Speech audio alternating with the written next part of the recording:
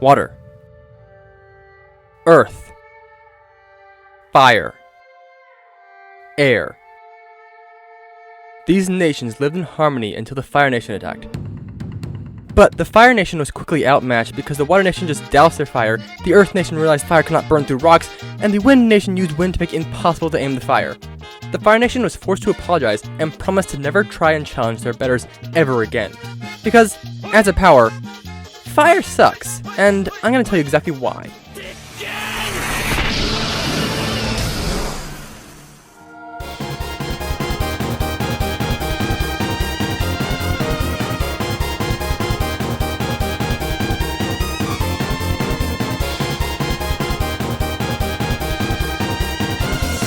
Hello Internet, Jojo here, and welcome to Idea Shock.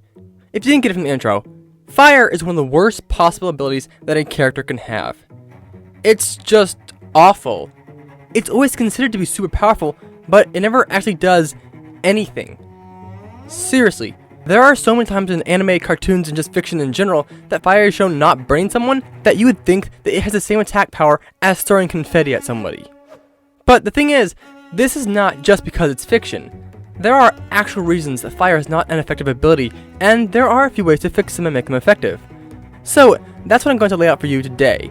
I'm going to explain why fire sucks in its current depiction and how it can be fixed. Now, the way that fire is used in fiction would be completely ineffective if real-world laws were applied, and for the most part, they should be in effect as that's how you make a believable story and a believable world.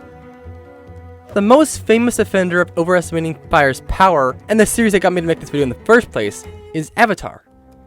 Avatar's depiction of how effective fire is so flawed that it makes me cringe. Now, don't get me wrong, I'm not saying this is exclusive to Avatar, nor am I saying this makes Avatar bad. A story can be good and have some plot holes. So, just chill Avatar fans, it's just what prompted this video. Also, don't bother mentioning lightning bending. I am quite aware of how effective that would be in combat. In Avatar, the Fire Nation was supposed to have attacked and beat all the other nations. Now, from an actual power perspective, this has got to be one of the stupidest things that I've ever heard. In no world should a nation using fire ever be able to beat a nation using water. Fire is, by far, completely inferior to water. It would be like having a modern military fight in the Civil War. The disparity is just so massive. So let's go in order of the intro and compare those powers side by side. First is water. Guys, it's water. In case you don't know, fire needs three things to work: heat, oxygen, and something to burn. Water counters two of those three things, heat and oxygen. The Water Nation versus the Fire Nation should have been far more like Roy Mustang versus the rain. Not to mention that a waterbender could use water to shield themselves from the fire. I can almost hear you saying, but fire evaporates water. Here's the thing. No. You would need energy far beyond a flame to do that.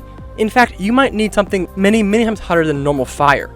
It's the same reason why people don't burn freshly cut wood. There's a lot of water in it.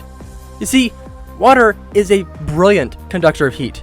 It can conduct heat 20 times better than air. This means that it takes 20 times more energy to heat water than an equal amount of air. This is not even including the fact that fire has no actual mass behind it, whereas water is super wet and heavy. Waterbenders from Avatar and other water users from other series are practically designed to be able to take out fire users. Characters like Juvia from Fairy Tail, Katara, and Jinbei have an incredible advantage over characters like Natsu, Zuko, and Ace. Water is far superior to fire. Earth. This is a good one. You can't burn dirt. Okay, well, theoretically you can, but for the same reason as water, you would not want to try it in the middle of a fight. It's super hard to burn dirt. That's just the way it is. Not to mention that people use dirt to stop fires as well. They use it to remove the oxygen part of the formula. Also, it's a rock or a big clump of earth. I would not want my only combat option to be heat when fighting against someone who's hurling giant, massive rocks at my head. Air. This one is probably the best case scenario for the fire user, as it requires a lot of wind to remove heat from the equation when you're talking about flames this big. However, you would not need to blow out the flames. A slight gust of wind could throw the fire attack off by a huge amount, essentially making the airbender untouchable. Kinda like beating Mario from Fire Force. You just can't hit him with fire because he won't allow it. With the avatar elements finished, let's talk about another element. Ice. Ice is by far the worst matchup for a fire user to go up against. It's Water 2.0. Seriously, even if the fire user was able to melt ice with fire, they would still have to deal with the insane amount of water. To completely get around that, you would need to produce enough energy to sublimate the ice, and that's just insane. In case you didn't know, sublimation is instantly turning a substance from a solid to a gas. Essentially, you would have to vaporize the ice instantly. Also, more often than not, fire has no defensive abilities. So if, I don't know, a giant wall of ice was moving toward a person at high speeds, they would have no way to stop it. Ice has the benefits of water and earth, the conductivity and weight of water while having the hardness of earth. There is no element that fire is naturally strong against. The destructiveness of fire comes from its ability to spread rapidly and slowly consume everything around it.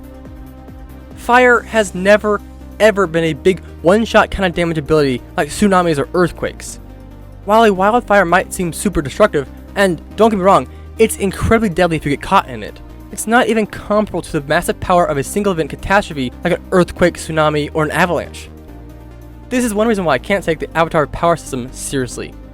How is the Fire Nation supposed to have been able to take over the world when all it takes is a little water to trap them, a little earth to block them, or a little wind to blow it away?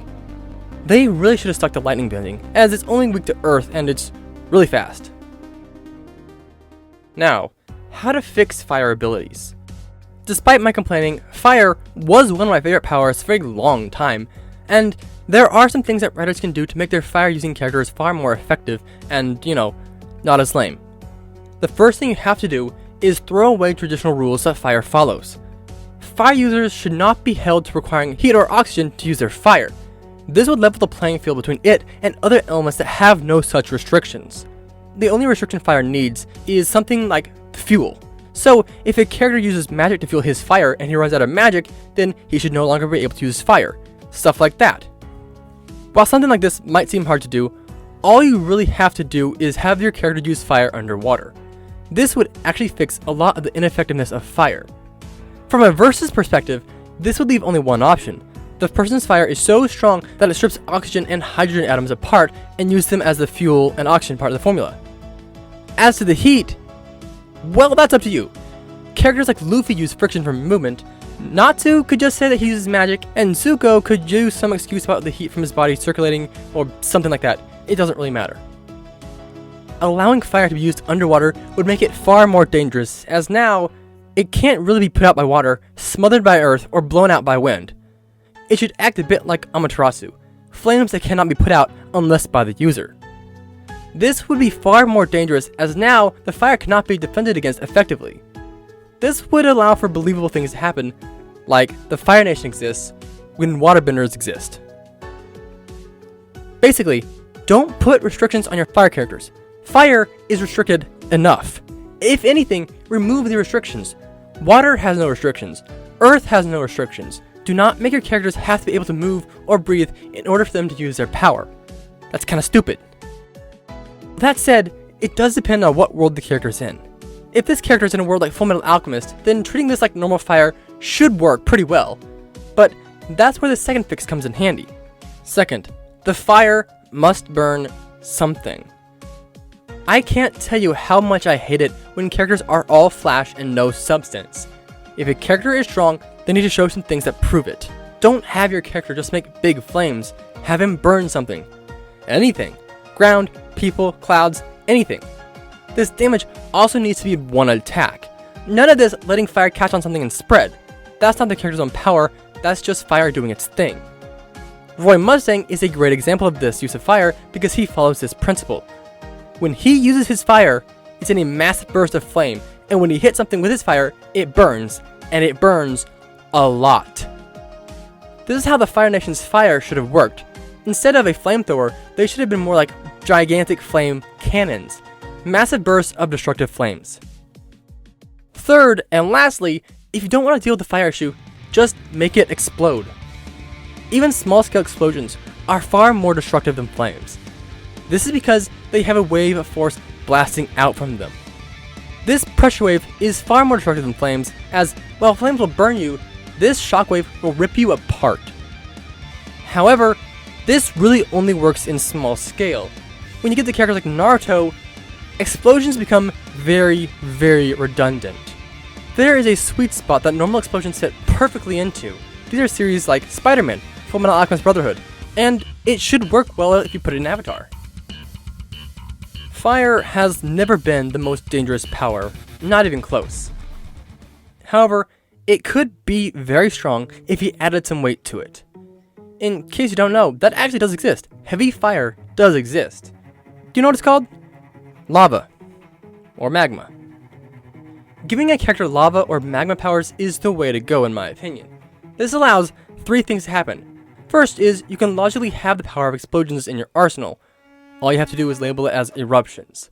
Second is that when an attack is launched at something, the character is also firing off an insane amount of mass in the form of molten rock, adding another aspect of attack power to it, force.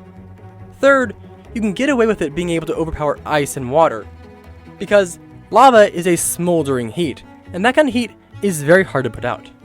You can also get away with burning rock and earth, as magma is just hot rock. Lastly, you can get away with it being able to overpower wind, because magma would be too heavy to be moved easily. Lava is basically the fire version of ice, just much better. This video boils down to fire bad, lava good.